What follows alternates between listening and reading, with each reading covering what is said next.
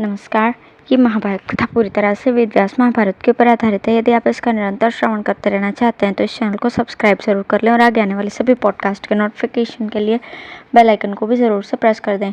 अब हम सुनेंगे आपातकाल में ब्राह्मण आदि वर्णों के कर्तव्य तथा ऋत्विजों के लक्षण। युधिष्ठिर ने पूछा, भारत, ब्राह्मण का यदि अपने धंधे से गुजर न हो सके तो वो आपत्ति काल में वैश्य धर्म के अनुसार जीविका चला सकता है या नहीं? भीष्म जी ने कहा, ब्राह्मण अपनी जीविका नष्ट होने पर संकट के समय यदि क्षत्रिय धर्म से भी जीवन निर्वाह करने में असमर्थ हो जाए तो वैश्य धर्म के अनुसार खेती करके और गौएं पालकर गुजर कर सकता है। युधिष्ठिर ने पूछा, भरत कुलभूषण, ये तो बताइए, ब्राह्मण यदि वैश्य धर्म से जीविका चलाते समय व्यापार भी करे तो किन किन वस्तुओं की खरीद बिक्री करने से वो स्वर्गलोक की प्राप्ति के अधिकार से वंचित नहीं होगा?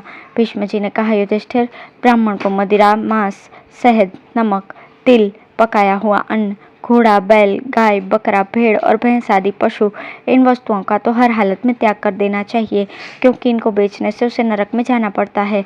बकरा अग्नि, भेड़ वरुण, घोड़ा सूर्य, पृथ्वी विराट तथा गौ यज्ञ एवं सोम का स्वरूप है। इन्हें किसी प्रकार भी नहीं बेचना चाहिए। कच्चा अन्न देकर पकाया हुआ अन्न लेने से अधर्म नहीं होता। इस विषय में सनातन काल से चला आता हुआ धर्म बतलाता हूँ, सुनो। मैं आपको अमुक वस्तु देता हूँ, इसके बदले आप मुझे अमुक वस्तु दीजिए, यह कहकर दोनों की रुचि से किया हुआ बदला धर्म माना गया है। जबरदस्ती बदला नहीं करना चाहिए। इस प्रकार ऋषियों तथा अन्य सत्पुरुषों के व्यवहार प्राचीन काल से चले आते हैं। युधिष्ठिर ने पूछा, महाराज, यदि सारी प्रजा शस्त्र धारण कर ले और अपना धर्म छोड़ बैठे, उस समय क्षत्रिय की शक्ति तो क्षीण हो जाएगी। फिर वो राष्ट्र की रक्षा कैसे कर सकता है? किस प्रकार सबको शरण दे सकता है? भीष्म जी ने कहा, ऐसे समय में जिनमें वेद शास्त्रों का बल हो वे ब्राह्मण सब ओर से उठकर राजा की ताकत बढ़ाए। जिसकी शक्ति क्षीण हो रही हो उस राजा को ब्राह्मण के बल का आश्रय लेकर ही अपनी उन्नति करनी चाहिए। जब डाकू और लुटेरे प्रजा में वर्ण संकरता फैला रहे हो और उनके द्वारा धर्म मर्यादा का उल्लंघन हो रहा हो, इस समय सत्याचार को रोकने के लिए यदि सब जाति के लोग भी हथियार उठाएं तो कोई दोष नहीं होता।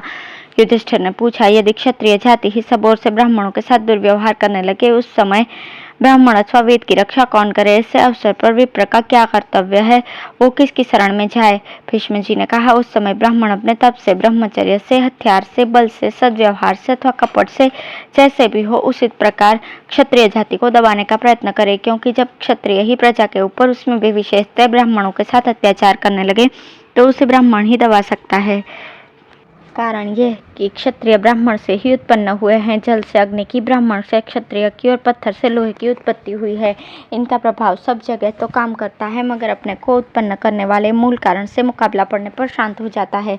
जब लोहा पत्थर को काटता है, अग्नि जल के पास जाती है और क्षत्रिय ब्राह्मण से द्वेष करने लगता है तो ये तीनों नष्ट हो जाते हैं। यद्यपि क्षत्रिय का तेज और बल प्रचंड तथा अजय होते हैं तो भी ब्राह्मण से मुकाबला होने पर मंद पड़ जाते हैं।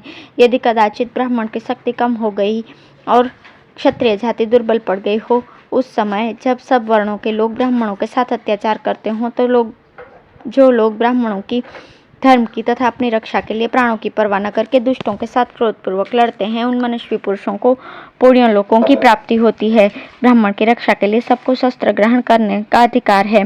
यज्ञ, वेदाध्ययन, तपस्या और निराहार व्रत करने वाले लोगों को जिन उत्तम लोकों की प्राप्ति होती है, उनसे भी उत्तम लोग ब्राह्मण के लिए प्राण देने वाले शूरवीरों को प्राप्त होते हैं।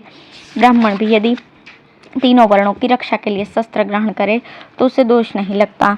जो लोग ब्राह्मणों से द्वेष करने वाले दुराचारियों को दबाने के लिए युद्ध की ज्वाला में अपने शरीर की आहुति दे डालते हैं, उन वीरों को नमस्कार है। मनु जी ने कहा है कि ऐसे लोगों को ब्रह्मलोक की प्राप्ति होती है। जैसे अश्वमेध यज्ञ के अंत में अवभृत स्नान करने वाले मनुष्य पाप रहित होकर पवित्र हो जाते हैं, उसी प्रकार युद्ध में शस्त्रों द्वारा मारे गए वीर भी पवित्र हो जाते हैं।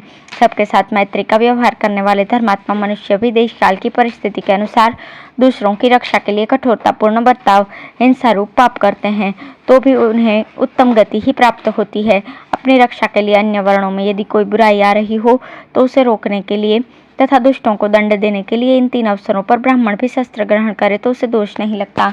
युधिष्ठिर ने पूछा, पितामह, जब लुटेरे अपना सर उठाएं, क्षत्रिय निर्बल हों और सब वर्ण के लोग एक दूसरे की स्त्रियों के साथ बलात्कार करने लगे और प्रजा की रक्षा का कोई उपाय न सूझे, उस अवस्था में यदि कोई बलवान ब्राह्मण, वैश्य अथवा शूद्र धर्म की रक्षा के लिए दंड धारण करके प्रजा को लुटेरों के हाथ से बचाए तो वो राजा हो सकता है या नहीं, राज कार्य कर सकता है या नहीं। भीष्म जी ने कहा, बेटा, जो अपार संकट से पार लगा दे, बिना नाव के डूबते हुए को नाव बनाकर सहारा दे, वो शूद्र हो या कोई और, सर्वथा सम्मान के योग्य है।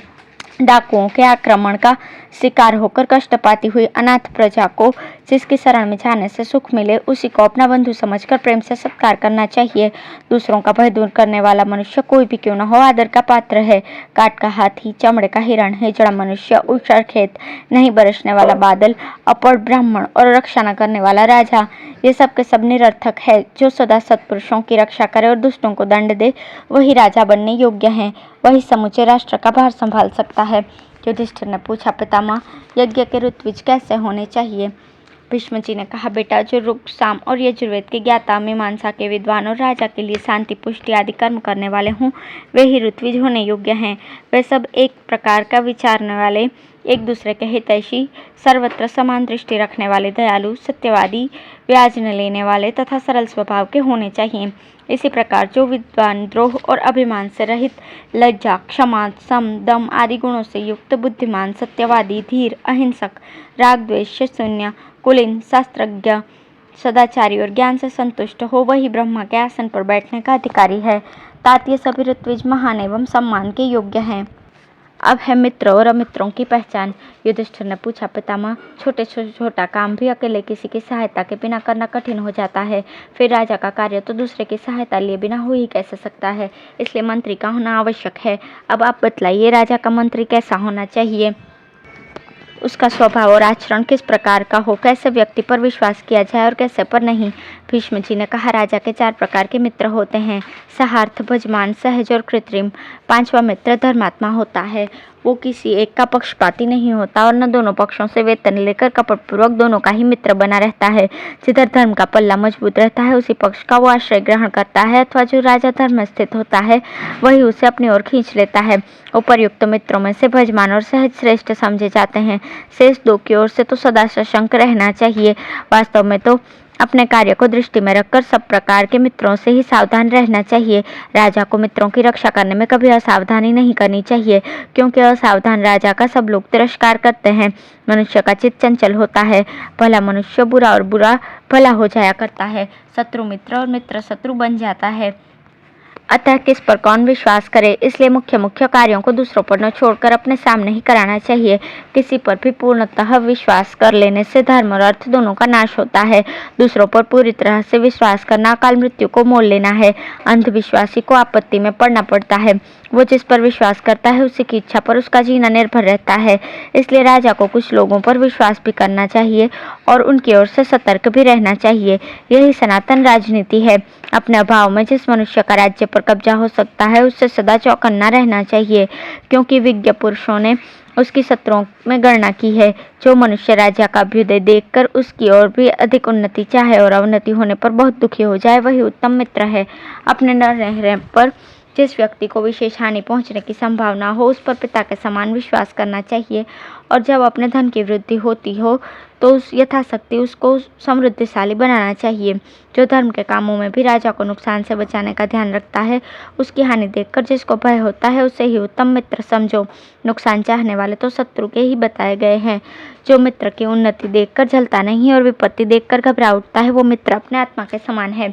जिसका रूप रंग सुंदर और स्वर मीठा हो, जो क्षमाशील, ईर्ष्या रहित, प्रतिष्ठित और कुलीन हो, उसकी श्रेणी पूर्वोक्त मित्र से भी बढ़कर है।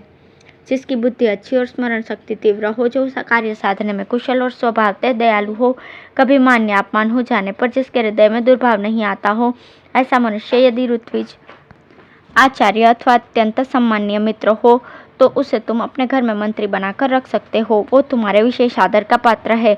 उसको राजकीय गुप्त विचारों तथा धर्म और अर्थ की प्रकृति से परिचित रखना। उसके ऊपर तुम्हारा पिता के समान विश्वास होना चाहिए। एक काम पर एक ही व्यक्ति को नियुक्त करना, 2 या 3 को नहीं, क्योंकि उनमें परस्पर अमर्ष हो जाने की संभावना रहती है। कारण कि ये एक कार्य पर नियुक्त हुए अनेक व्यक्तियों में प्रायः मतभेद होता ही है। जो कीर्ति को प्रधानता देता और मर्यादा के भीतर कायम रहता है, शक्तिशाली पुरुषों से द्वेष और अनर्थ नहीं करता, कामना, भय, लोभ अथवा क्रोध से भी जो धर्म का त्याग नहीं करता, जिसमें कार्यकुशलता तथा आवश्यकता के अनुरूप बातचीत करने की पूरी योग्यता हो, उसे तुम अपना प्रधानमंत्री बनाना। जो कुलीन, शीलवान, सहनशील, डींग न मारने वाला, शूरवीर, आर्य, विद्वान तथा कर्तव्य को समझने में कुशल हो, उन्हें अमात्य के पद पर बिठाना एवं सत्कार पूर्वक सुख और सुविधा देना। ये तुम्हारे अच्छे सहायक सिद्ध होंगे और सब प्रकार के कर्मों की देखभाल करेंगे। युधिष्ठिर, तुम अपने कुटुंबियों को मृत्यु के समान समझकर उनसे सदा डरते रहना। जैसे पड़ोसी राजा अपने पास के राजा की उन्नति नहीं सह सकता, उसी प्रकार एक कुटुंबी दूसरे कुटुंबी का अभ्युदय नहीं देख सकता। जिसके कुटुंबी या सगे संबंधी नहीं है, उसको जो सुख नहीं मिलता, इसलिए कुटुंबी जनों की अवहेलना नहीं करनी चाहिए।